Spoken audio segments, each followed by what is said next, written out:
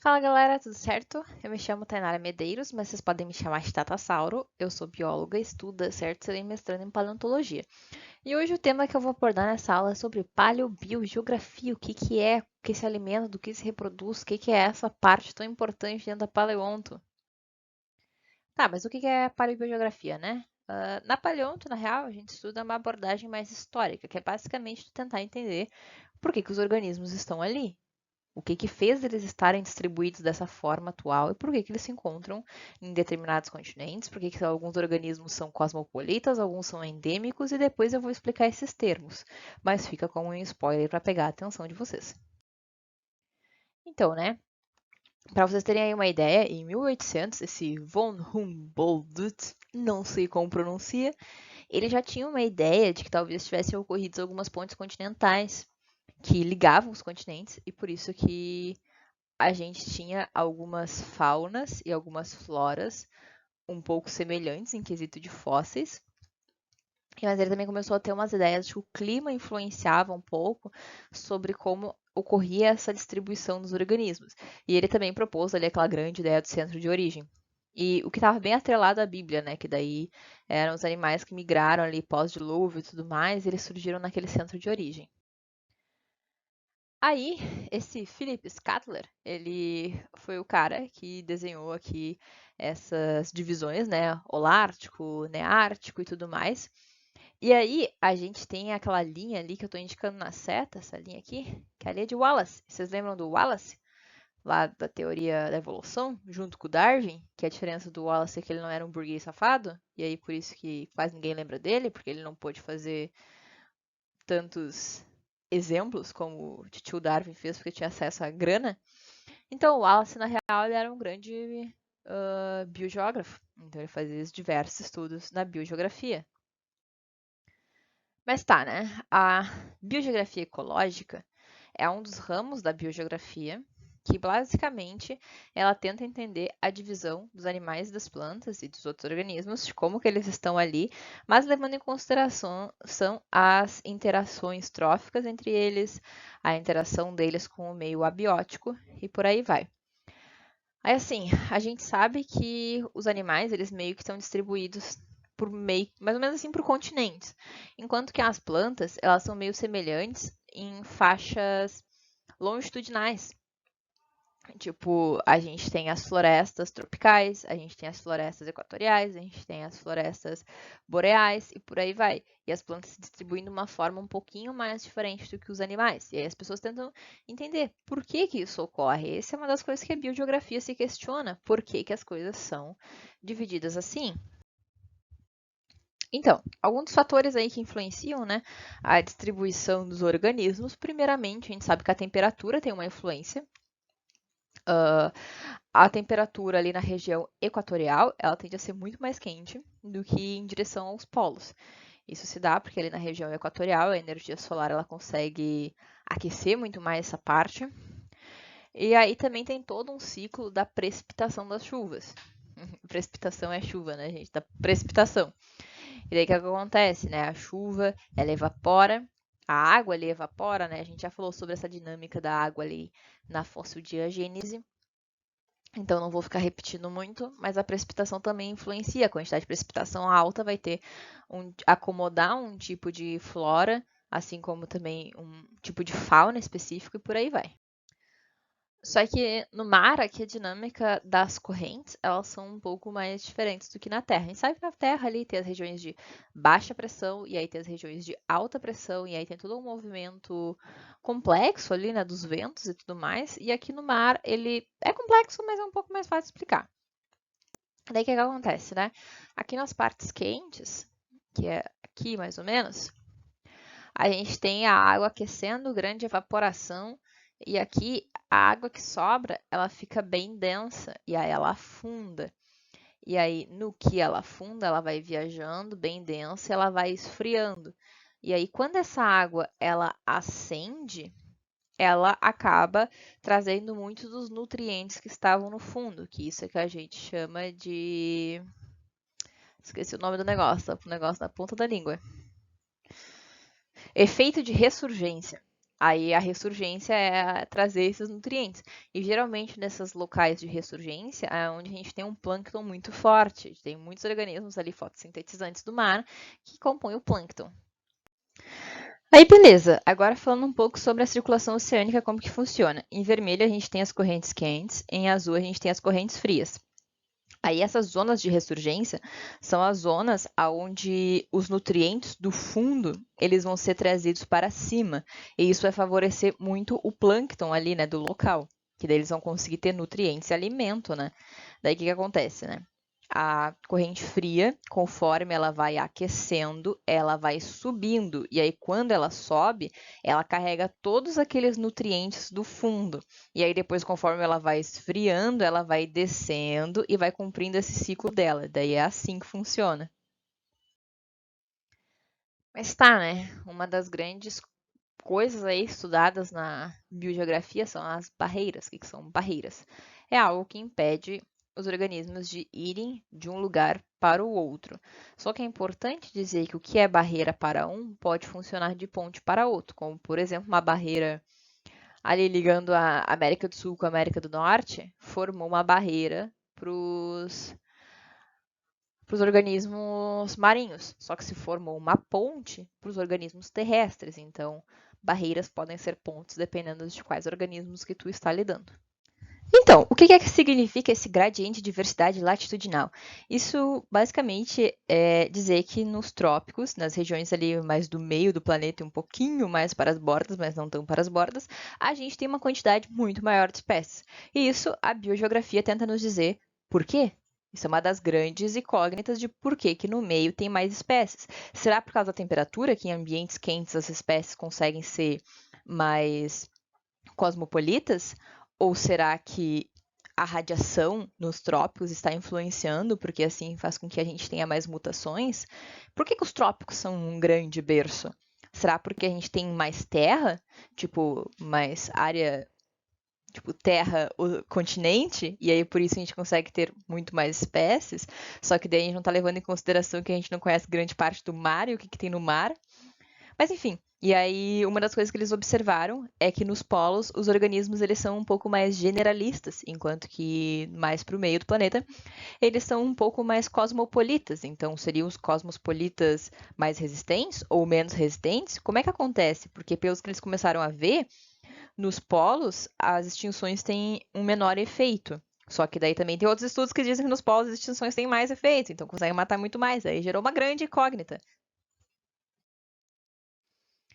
Mas o que os fósseis falam? Bom, que antigamente tinha muito mais diversidade nos trópicos, ok? E a gente tinha muito mais origens nos trópicos, mas em compensação, muito mais extinções. E que daí aquelas faunas e floras que não estavam nos trópicos, um pouco em latitudes mais altas, seriam mais resistentes, mas ali teriam menos origens.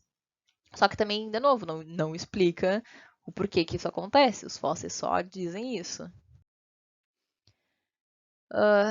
Aqui uma das ideias legais que dá para falar é daquela questão da área, né? Ilhas que elas estão. Imagina duas ilhas, tá? Aqui a ilha 1 e a ilha 2. Elas estão à mesma distância de, sei lá, 1.000 quilômetros do continente. Só que uma é maior e uma é menor. Uma das coisas que tem que ter em mente é que a ilha maior ela vai abrigar muito mais espécies, ela vai fornecer muitos mais nichos, enquanto que a ilha menor vai ter menos espécies. Só que se são duas ilhas de igual tamanho, mas com distâncias diferentes, a primeira ilha ela vai suportar muito mais espécies, porque ela está muito mais próxima do continente, então a migração ocorre de forma muito mais fácil, né? Essa dispersão. Migração é quando é cíclico, do que para a ilha 2. Então a ilha 2 acaba suportando menos espécies. Então isso é algo interessante se ter em mente caso caia alguma questão sobre isso. E isso é uma coisa interessante sobre os remanescentes florestais atuais também. É por isso que a galera defende que não vale a pena tu deixar diversos fragmentos florestais minúsculos, porque vai abrigar pouca quantidade de espécies, então mais vale a pena tu deixar um fragmento florestal grande, mas em poucas quantidades, mas por ser grande ele vai abrigar muito mais espécies do que tu deixar só uns puxadinhos minúsculos, ali que a partir da exploração de madeira e por aí vai. Tá, mas os fósseis, o que a gente tem aí para falar dos fósseis? Então, uma das coisas interessantes que a gente pode observar sobre os fósseis é que quando estava tudo junto, quando a gente tinha o Pangeia, a diversidade era muito baixa. E claro, isso se deve a alguns fatores, né? A gente tinha uma intensa troca genética entre os organismos, o que fazia com que a especiação fosse bem mais difícil, né? Havia aquele isolamento reprodutivo, aquele isolamento das espécies, de populações até se tornarem espécies diferentes e por aí vai. Então, bom, os fósseis já dizem, né, que áreas muito grandes, na verdade, são ruins para ter diversidade. O que, novamente, é algo contraditório, e a biogeografia está tentando entender por que isso acontece. Aqui que eu já tinha dado o spoiler, né, do que é o cosmopolita e o endêmico, agora eu vou explicar de fato o que é isso. Cosmopolita é um organismo, família, um grupo, um táxon, que ele está distribuído por muitas áreas, enquanto que endêmico ele está em uma área ou duas, pouquíssimas áreas assim.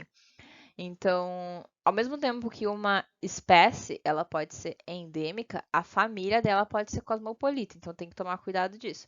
Só relembrando, né, do raio forte, caiu ontem, fez grande estrago, reino, filo ou divisão no caso de plantas, classe, ordem, família, gênero, espécie. A espécie pode ser endêmica e a família pode ser cosmopolita ou a ordem pode ser cosmopolita, ou até mesmo o gênero, e por aí vai. Aí aqui falando sobre como esses organismos eles podem superar essas barreiras. O primeiro é o corredor, que é quando as condições ecológicas ali Imagina duas áreas, tá? E aí as condições ecológicas ali no meio dessas duas áreas tem uma parte que é não tão diferente e forma como um corredor, que daí muitas espécies, muitos organismos daquela mesma espécie conseguem passar livremente. Então, é mais de boa.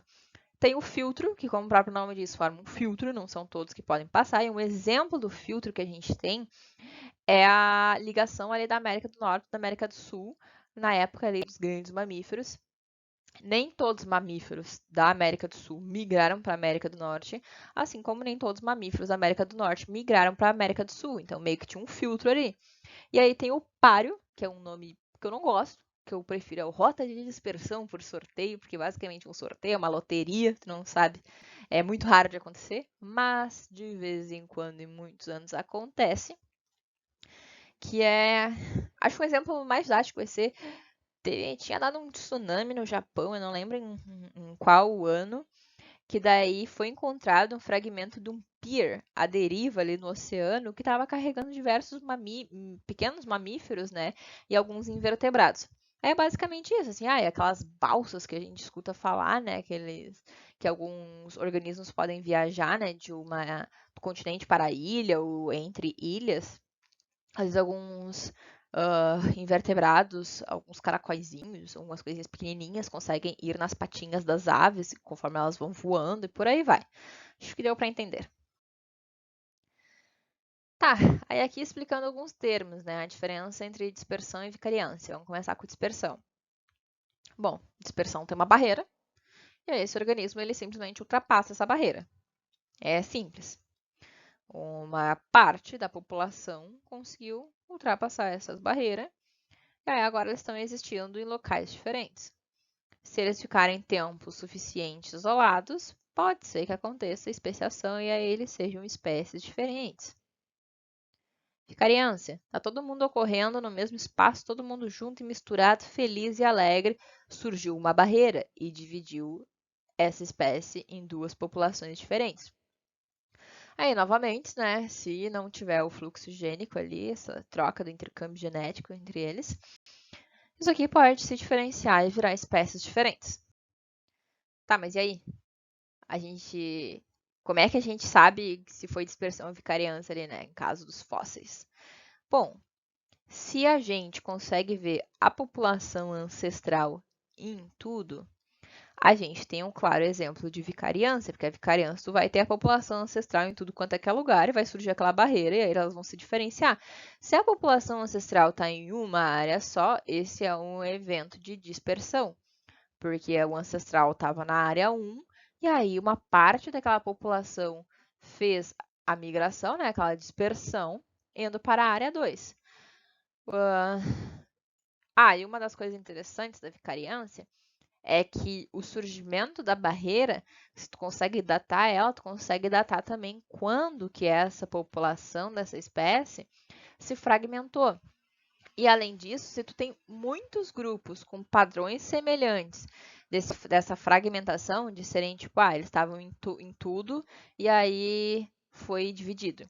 Isso é um exemplo, novamente, de vicariância, porque a vicariância ela consegue atingir um grande número de organismos, porque é uma barreira que surge, né? Enquanto que a dispersão é tu ultrapassar a barreira e geralmente são a espécie, os organismos que compõem aquela espécie que fazem isso. Aí aqui exemplos de dispersão e vicariância. Um exemplo de dispersão que a gente tem é a flora de Glossopteris, porque lembra ali Pangeia estava tudo junto? E aí então, tinha planta em tudo quanto é que era canto. Só que daí depois, né, os continentes se separaram e tudo mais, só que as plantas já estavam mortas, né, fósseis, quando começou esse processo. E hoje em dia tu encontra a flora de Glossopteris em tudo quanto é que é canto. Porque, na real, antigamente estava tudo junto e ela conseguiu se dispersar. E um exemplo de vicariância é o dos marsupiais, porque os marsupiais eles ocorriam em determinados locais, ali que os ancestrais deles, né, tava ali na Antártica, se eu não me engano, na América do Sul e na Austrália. E aí depois fragmentou tudo, né? Surgiu essa barreira que impediu esse intercâmbio genético entre eles quando eles estavam vivos.